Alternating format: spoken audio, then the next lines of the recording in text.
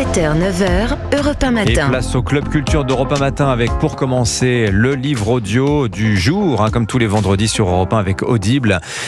Piochez donc dans ce catalogue merveilleux. Cette semaine, vous avez choisi un auteur qu'on connaît bien, Nicolas Caro sur Europe 1. Ça s'appelle Ma mère, Dieu et Sylvie Vartan, et l'auteur donc c'est Roland Pérez. Les auditeurs le connaissent bien, oui, parce que c'est le spécialiste du droit sur Europe 1 depuis des années. Moi donc je le connais, Roland. Il est aussi gentil qu'il en a l'air, je vous le dis en passant. C'est un type un peu dandy, toujours souriant, prévenant. Mais ce que je savais pas à l'époque, c'est que sa vie était en fait un roman et son livre une success story. Il a été adapté au cinéma même très récemment avec Leila Bekti et Jonathan Cohen. Et donc la version audio. Et ben ça donne ça, lu par Laurent Natrella.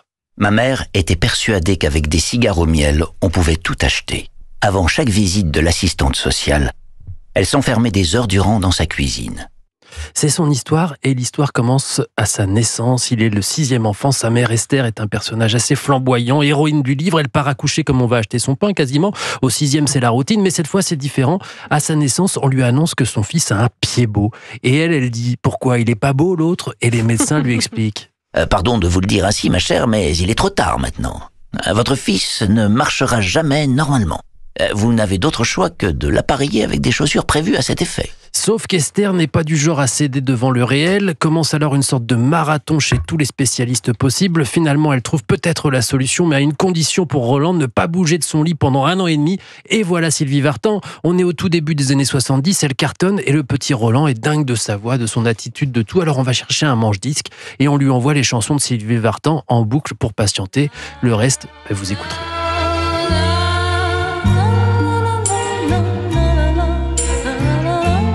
Sylvie Vartan, justement, pour illustrer Ma mère, Dieu et Sylvie Vartan, donc le Roland Pérez à découvrir donc sur audible.fr. Si vous n'avez pas déjà lu le livre, si vous n'avez pas vu le film, ou si peut-être vous l'avez déjà vu, que vous avez envie de le refaire, car c'est formidable. Multi-support. Merci beaucoup Nicolas Caro. La musique justement avec Joe Hume comme tous les vendredis. Oui. Joe, on commence par le retour d'une immense star, une icône, Barbra Streisand. Et oui, Barbra Streisand qui sortira le 27 juin, The Secret of Life, Partners, volume 2, un album de duo au casting assez fou. Écoutez plutôt Bob Dylan, Paul McCartney, Seal, Ariana Grande, Mariah Carey, toutes les 3 sur le même morceau. Donc ça va être un concours de sifflement à mon avis. Il y aura également Sting et puis une reprise du classique First Time I Ever Saw Your Face qui vient d'être dévoilée. Barbra Streisand y collabore avec le chanteur Hozier et c'est assez magnifique.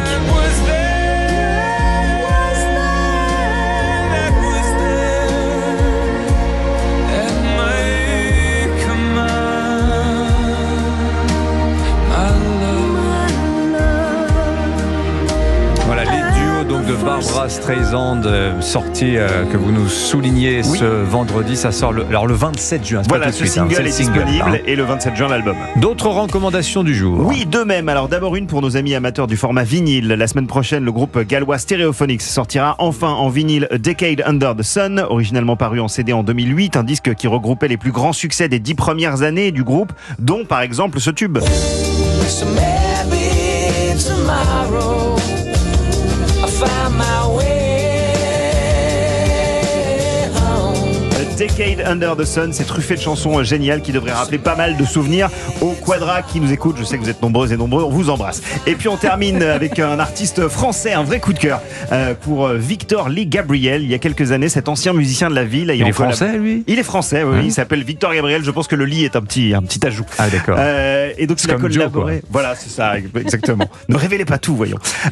Il a collaboré avec la chanteuse Pomme, avec Ben Mazué ou encore avec Icar. Et puis, il est parti avec sa famille retaper une maison et se construire un studio d'enregistrement en pleine forêt. Malheureusement, tout a basculé le jour où sa compagne tombe gravement malade. De ce drame est né un album, Le Monstre et la Maison, un disque magnifique qui laisse percer justement la lumière, même quand les ténèbres nous encerclent.